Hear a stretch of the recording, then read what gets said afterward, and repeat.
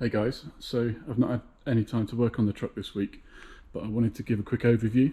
Mike from Desert Rat, his YouTube channel, he's got a Chevy similar to this, and he asked about the clearance on the steering arm, so I've quickly just knocked that back up and just took the weight off the tyres so that I can give the full rotation. And as you can see, even with it this way, it does give me a good clearance. But for the steering geometry to work, I need the drag link to be parallel with the, well, more parallel with the frame rails. So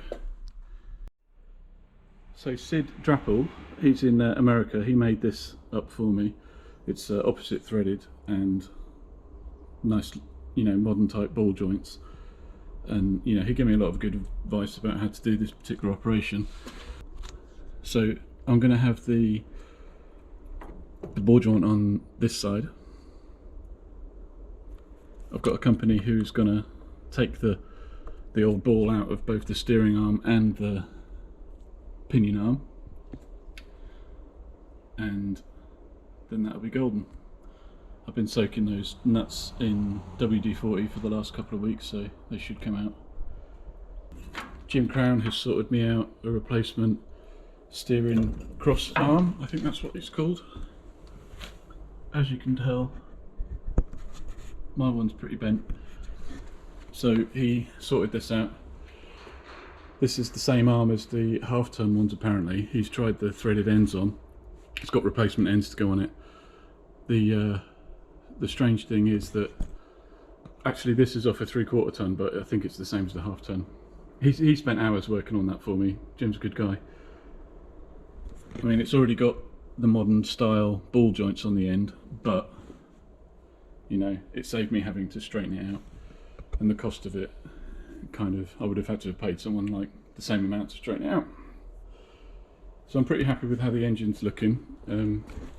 Mounts on the front are exactly where I want them.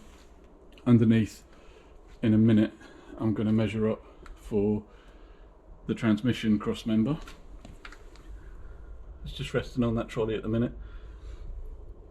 I think I'm going to design and laser cut something for that. Bodywork, it's in primer. Kind of needs a little bit more attention. There's a couple of little spots which are a little bit annoying. Next job, when I come back to it, I'm going to get all of the interior bits of tin work, like I did with the hood. I'm going to go over them with the wire brush wheel, which is nylon, and then paint it in the PR15. This is looking really good. I'm really pleased with how the hood turned out. The flies not so much. They just dropped dead at the sight of it. But I'm just going to rub this down, get rid of these bits of trash. But I'm intending to paint all of the interior, like the engine bay and underneath of the hood and what have you. I'm going to give that another coat of just paint, the same kind of paint what I paint all of my stuff in. It's really good. It just goes on with a brush, a roller. The guy says you can spit it on if you want, but hey, I don't think I'll do that. So yeah, so this piece here, eventually I'm going to decide which knockouts I need, probably none of them, and weld them up. Like this big one here, I'll probably build a blank for it because I want to get it running in a fairly basic state. I want to just get it running and driving, see how that looks. But all of this, I'm going to paint all this real nice. It's not going to look like Concorde or Elegance, but it's going to look good enough. Hopefully there won't be any big huge drips or runs in it. So I do want to replace the whole floor in the interior.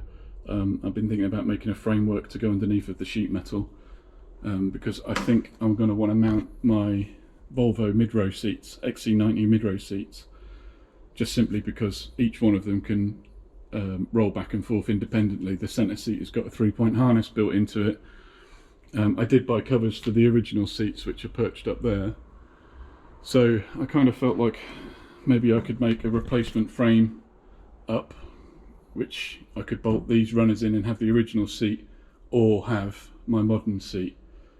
It wouldn't be a 5-minute swap out, but that's kind of one of the things I'm thinking of. I kind of want to focus on the mechanicals of the deal, really. I want all of the exposed paint on the interior I want to redo. I'm leaning towards like a sort of a dark slate colour, not grey, not black, slate. So underneath here I've got an existing intermediate bearing before we go to the rear drive shaft. I'm keeping the rear axle at least to start with, and I'm going to replace that carrier bearing and probably redo the mount for it. So I think that's going to mean 2 drive shafts are going to need to be installed. I don't think there's anything particularly special about carrier bearings.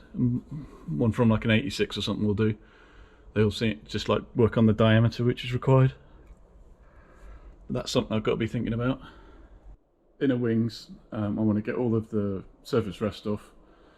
I shall take the surface rust off the inside of the wings. I want to get them painted up like the bonnet is, with the POR 15, the rust inhibiting paint. I want to get the rails, so all of the radiator carrier, the intake ducts structure really. I'm going to get all the surface rust off that and get some POR 15 on it. Chassis frame rails at the front here, the bits which are hard to get to. I'm going to get all of that painted, cleaned up, so that when I do the final welds, I can on the engine mounting, I can get the stuff finally assembled, you know. So I want to get to a point where the wings and the front panel and the grille are all bolted together correctly.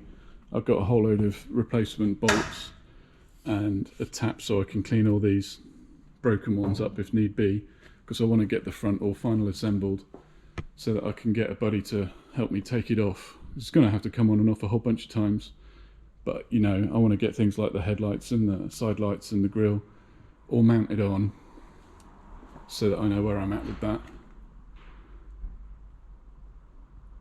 Well, hopefully I'm going to have a bit of extra time to work on the truck this coming week. So I wanted to tell you about my International.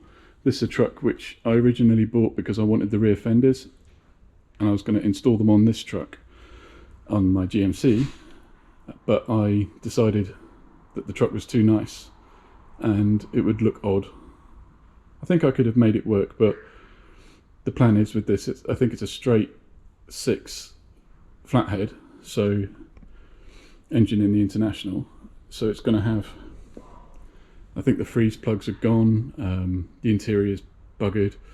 I don't think this one's going to be worth completely rebuilding, but it's over in Canada at the moment, and I'm going to go over there, and with a buddy we're going to see if we can free the engine off if it's locked up, put a couple of $100 into it and see if we can get it running, just so it's like just a nice runabout thing really, because it's got all the glass. It's quite a funky looking truck. I don't actually have plans to bring it over to the UK, but I think it'd be quite a cool thing to bowl around in over there. And let me know what you think of that. You tell me what you think I should do with it.